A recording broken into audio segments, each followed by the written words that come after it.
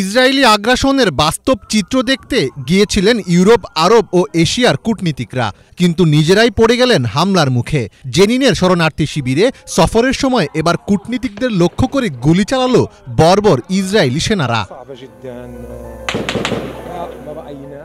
প্রায় ৩০ জন কূটনীতিকের একটি দল জেনিনের মানবিক পরিস্থিতি মূল্যায়ন করার জন্য একটি সরকারি মিশনে গিয়েছিলেন, আর সেখানেই অতর্কিত এই হামলার শিকার হলেন তারা। সামাজিক মাধ্যমে প্রকাশিত বিভিন্ন ভিডিওতে দেখা যায় কূটনীতিকদের লক্ষ্য করে গুলি ছুটছে ইসরায়েলি সেনারা, আর আতঙ্কিত কূটনীতিকরা দৌড়ে পালাচ্ছেন, প্রাণ ভয়ে যে যেদিকে পারেন আশ্রয় নিচ্ছেন।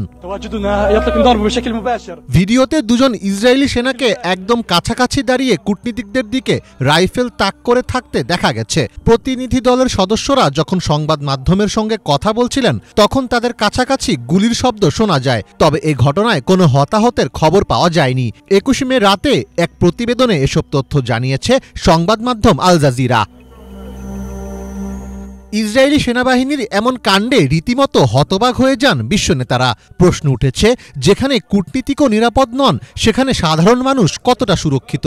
ঘটনাটিকে অগ্রহণযোগ্য বলে অভিহিত করেছে যুক্তরাজ্যের পররাষ্ট্র দপ্তর। নিজ দেশের ইসরায়েলি রাষ্ট্রদূতদের তলব করেছে ফ্রান্স, জার্মানি, বেলজিয়াম ও পর্তুগালের পররাষ্ট্র মন্ত্রণালয়। এছাড়া এই ঘটনার নিন্দা জানিয়েছে ইউরোপীয় union, Italy, Spain, Canada, Mexico, মিশর ও তুরস্ক সহ আরও অনেক দেশ।